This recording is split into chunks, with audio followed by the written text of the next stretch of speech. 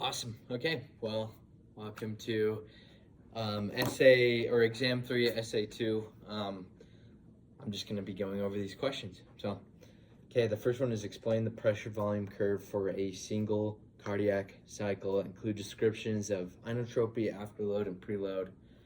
And so we'll just go over that first. So this is our PV loop, our pressure volume loop. And when we're talking about this, we're always focusing on the ventricle, left ventricle, because that does all the work. It does the work right before the blood goes into our body. So it's very important to pay attention to that. So down here we have volume, up here we have pressure, and this is in our ventricle. So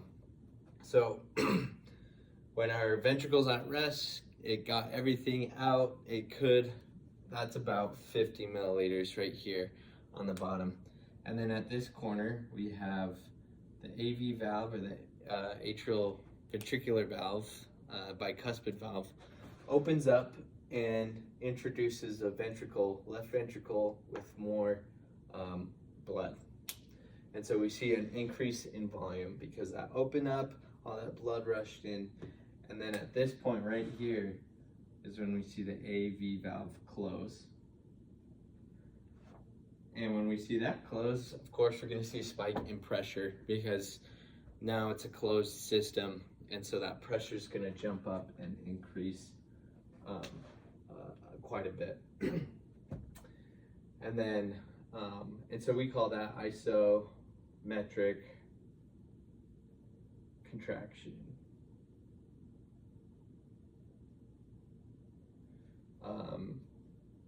And then another term for that is EDV.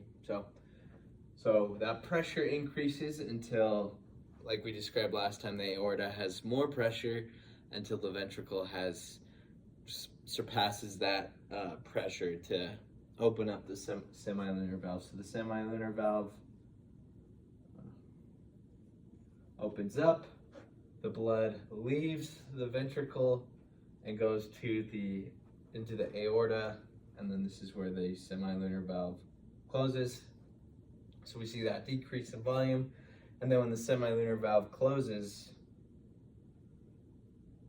then we get to see that pressure close because now the ventricle's closed, and so we see that decrease, or isometric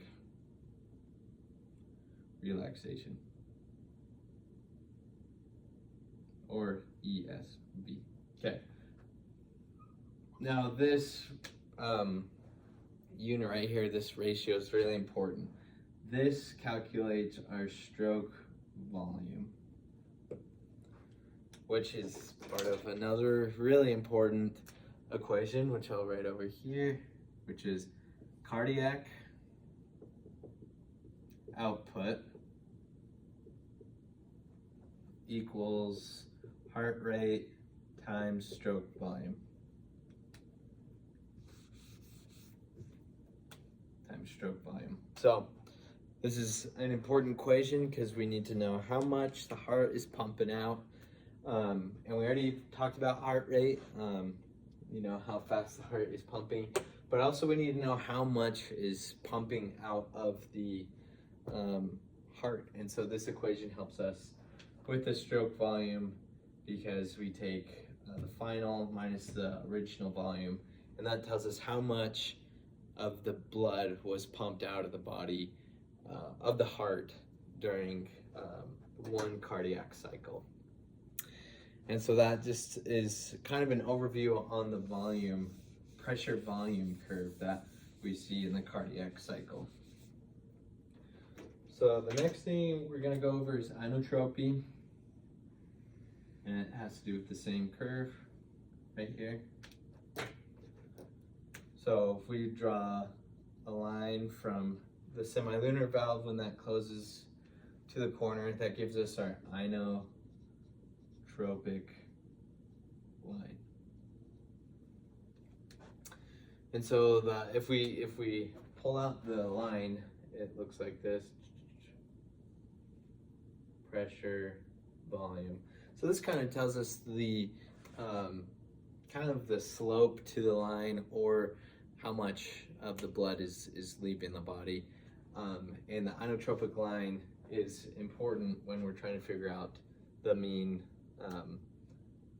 what's normal or not, if it's too much or too little. So we'll just keep that line there as we're talking about the other things, because as you affect these things, it'll affect the inotropic line. And it really is that, just like that standard line of pressure and volume, but it can change if we change other things. So up here is the afterload. And the afterload is basically the amount of pressure that the left ventricle has to have to open up that atrium, or that semilunar valve, which then goes into the aorta. And so there's a few things that you can change to change this afterload value. Let's say you have constricted arteries throughout your body. There's going to be a lot more pressure on the aorta, and so then the afterload, let's just leave that there. The afterload actually has to have more pressure to get to the inotropic line, which then changes how much venous return, or how much the stroke volume is.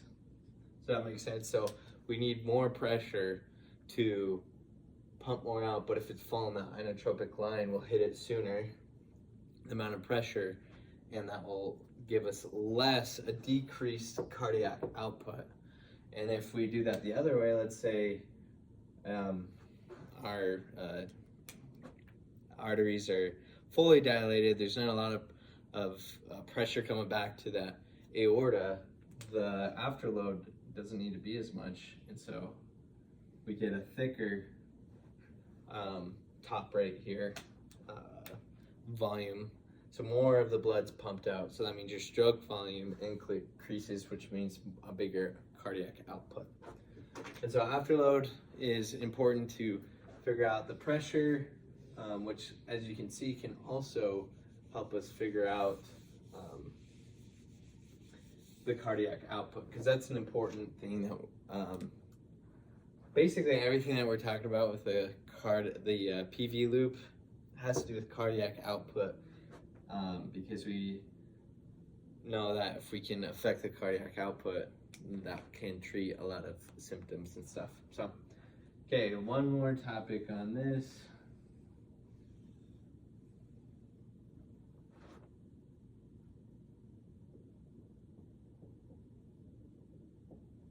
Okay, this is preload.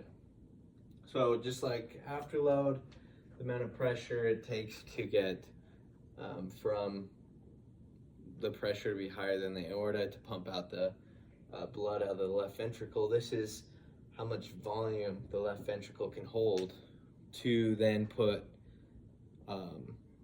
into the aorta. So that can also change. So let's say we have a lot of venous return, there's a lot of blood coming back to your heart. Like let's say you're standing on your head, there's all your blood from your legs is going to go back to your heart, which means there's a lot more volume to work with. So if we change that, that will increase the preload.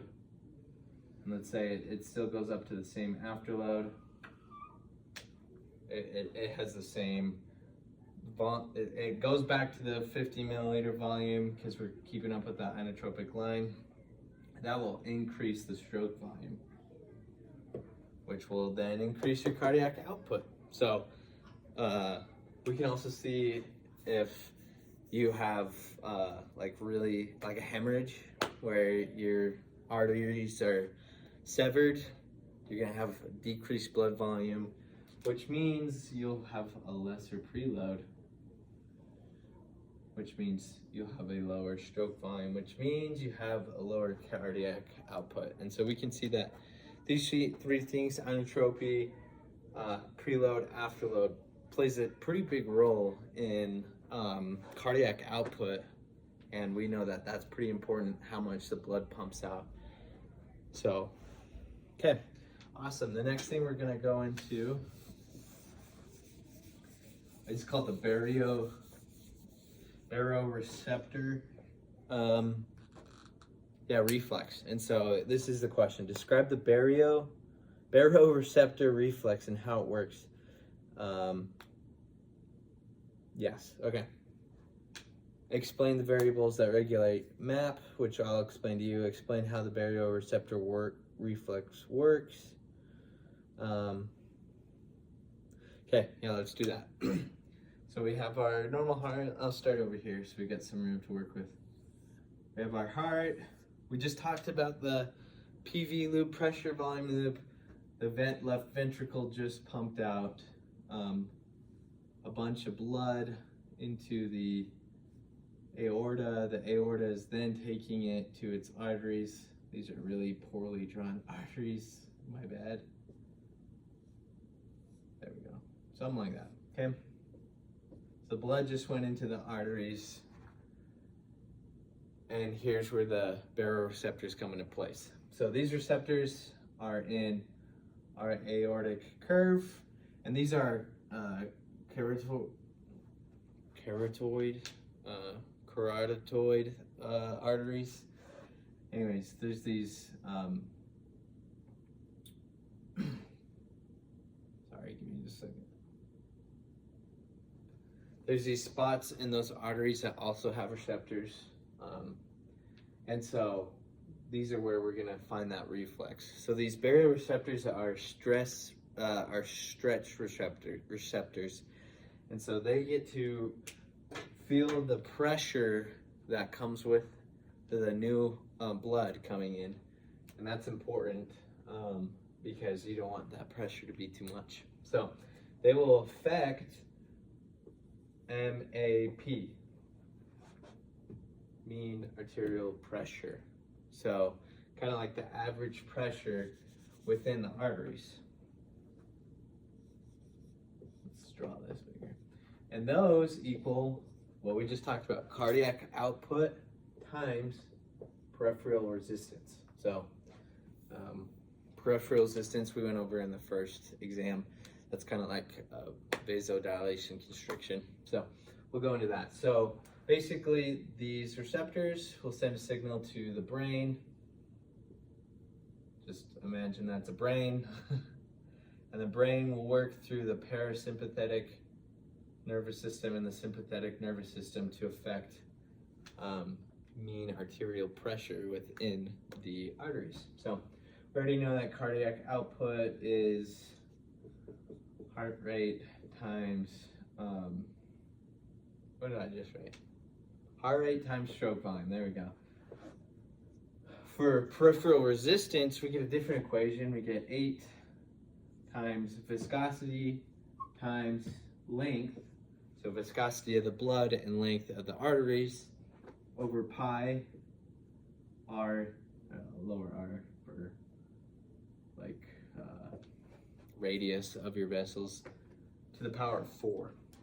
So these will change your mean arterial pressure. So let's say we got a lot more volume in that last ventricle pump. It pumped it out into the arteries. So these baroreceptors will feel the stretch. They'll send it down to the brain, and the brain says, hey, we need to calm down a little bit. We need to have less pressure inside our arteries. And so the way they'll affect that in mean arterial pressure is they'll have the vessels dilate, basically. So the radius of those vessels will increase. That means we have a bigger denominator, which makes this PR lower, which makes MAP lower because our cardiac input increased. And so that's how these baroreceptor reflexes work to affect MAP. Now let's say it's the other way around. The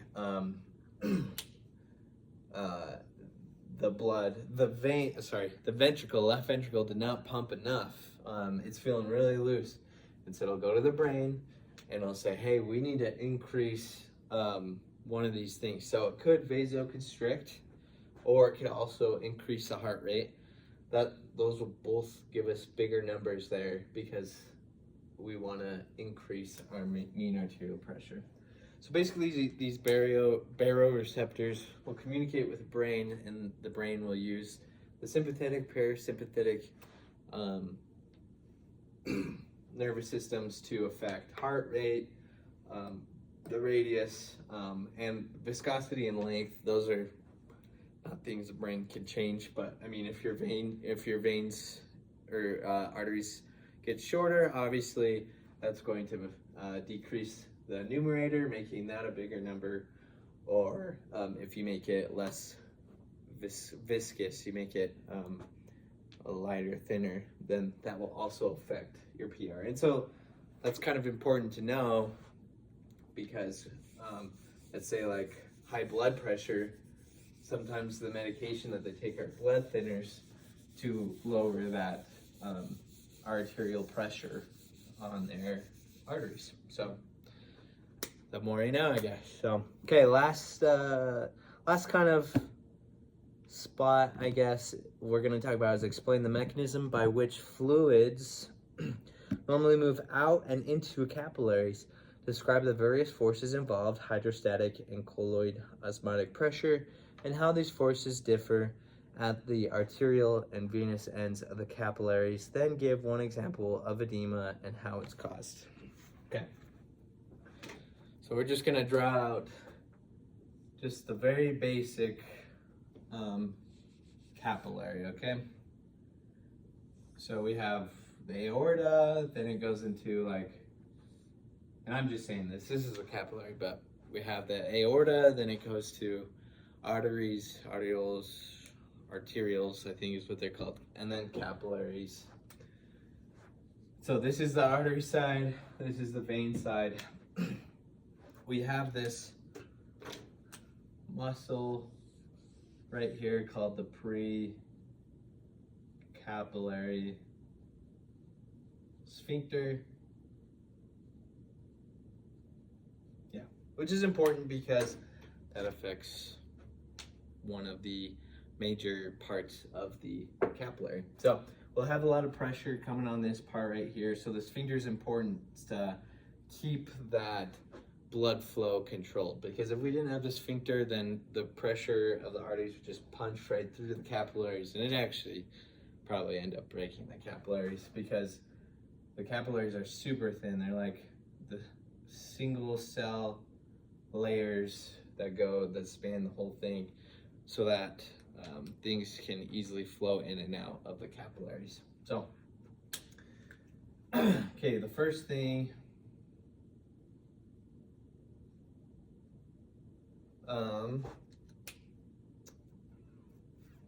sorry, just give me 1 second. Okay, awesome. Let's just checking up on that. So this is not HR, that's for heart rate. This is hydrostatic pressure within the capillary.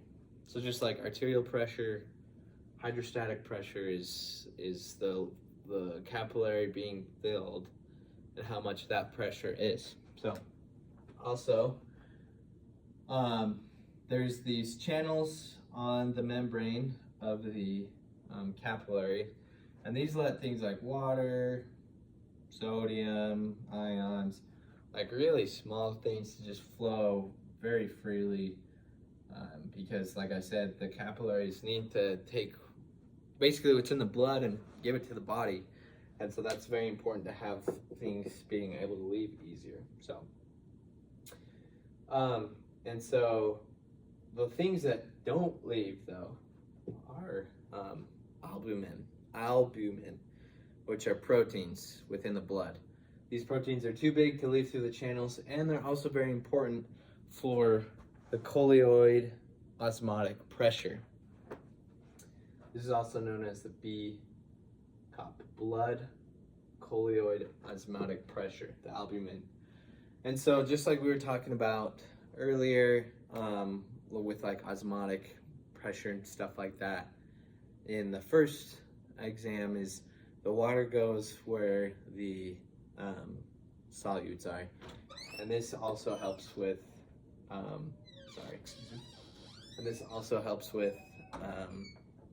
this also applies to proteins too, is the water goes where the proteins want to go, and so having these inside the blood also drive an important part of capillary exchange. And I'll put this all together at the end. I'm just telling you kind of the anatomy behind it. We also have cells out here, and they'll also release proteins, and we call this ICOP, which is interstitial colloid osmotic pressure. And one last thing, we have these lymph nodes, or lymph vessels next to our capillaries, like tons of them. And they're basically just vacuums, basically. They'll just vacuum up all the extra fluids and stuff, so we call this interstitial fluid pressure. They affect that part. And so the lymph nodes will suck it, the volume up, and it goes into the lymph nodes, the lymphatic system, to just, be used there. So we have four things that are four factors that are at the end of, or that are used in the capillaries. So this is the hydrostatic pressure within the capillary. This controls the out movement, things, how they move out. So it's when there's a lot of pressure inside, it wants to leave to relieve that pressure, so it'll pump things out. BCOP, or blood colloid pressure, like I said, it has to do or osmotic pressure, has to do with osmosis. Things are going to go where the solutes are, or where other things are. So this wants to affect things that come inside the cell.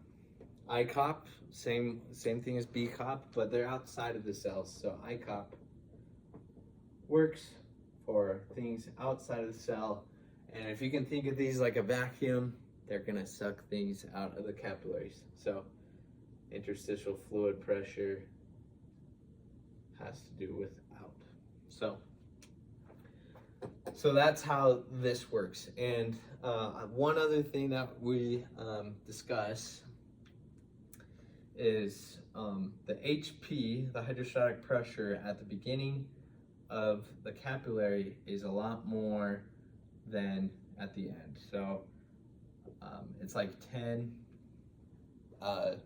mercury moles or something like that, millimoles of mercury at the beginning, and at the end it's actually like 7 millimoles of mercury or something close. And those don't really even each other because they're 3, right? Wait, that doesn't make sense to you yet. Okay, so these are important though in the end product. So the blood goes in through the capillaries, and there's an in calculation that we do and an out calculation that we do. So if we go HP is like 10, the BCOP, let's say it's like 8, ICOP, I think I forget all the averages on these, it's like 3, and the IFP is like 1. And so this is in, or out, so you would add all those up together. So in total, the out is 14, and the in is 8. And so then you do the math and say, okay, well that's 6 out. And so that's how you can tell if things are going to leave the cell or enter the cell. And so at this beginning part, we know that there's actually going to be a lot more going out. And so things are going to be leaving the capillary to go into the interstitial space. But this is an important number at the end. It has to be lower because things have to be resupplied into the cell, like carbon dioxide and stuff like that, into the blood cells to be carried back, be oxygenated, release waste and stuff like that. And so we'll just change this number for the calculation's sake. If we keep everything the same, BCOP, ICOP, IFP, if we just keep those the same, but change the HP to like 3, so then we have HP is 3, BCOP is 8 still, I cop 3, interstitial fluid pressure still 1. So we go 3, 6, 7, 7 out, 8 in, and then we have 1 in because 8 beats 7. So there's a little math to do here, but basically what we're seeing here is that there's going to be more stuff going in at the end than there was at the out, and that's because all the nutrients and stuff leave the capillaries at the beginning, and we get all the stuff we need to take back at the end before it's transported back to the heart to be changed. So, okay. Last thing we need to talk about is edema. So edema is basically just the capillaries not working in the correct way. I think the correct term though is like fluid between the skin, but it's leaving the what's it called? It's leaving the capillary, but not enough is coming in. So there's that imbalance. One way for edema to happen is if we have a damaged precapillary sphincter, because that's going to change things all the way. Because now that it's not controlled, the pressure and the amount of blood that's able to go in the capillaries, it's going to just start to just rush in there and get a lot more pressure in there. And so that means our HP increases, our B-cop decreases because, you know, if there's more water, that percentage decreases in the stuff. And so that will change our HP. But it also increases the HP up here. And so instead of it being like 3, it's going to be like 6. And then 6, 3, 9, 10, 10. So that means through the whole capillary, we don't get anything in. It's just continually out.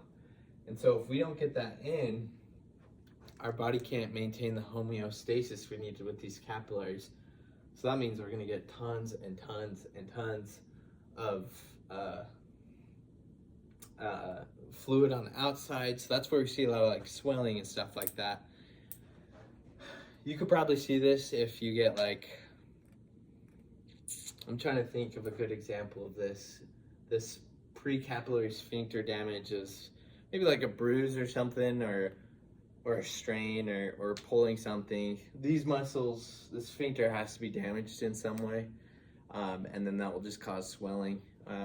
We went over sunburns. A sunburn, the UV rays come in and they actually don't damage the sphincter, that's still in place, but they damage the single layer, and so they'll start to break apart and become bigger gaps, which means there's a lot more stuff able to leave the cell, and even some of this B-cup, the proteins are able to leave. So now there's more stuff in the interstitial space and less in the capillary, and that's why your skin feels so tight, because the fluid's leaving the capillaries and your skin is now tight because it's swollen, but just not enough to see it, like seeing it blister or anything like that.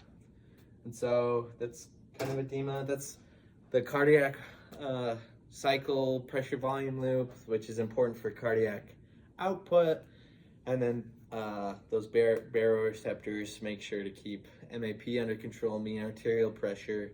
And then this is how the capillary exchange works with the cause of edema, causing swelling and stuff like that. Sweet.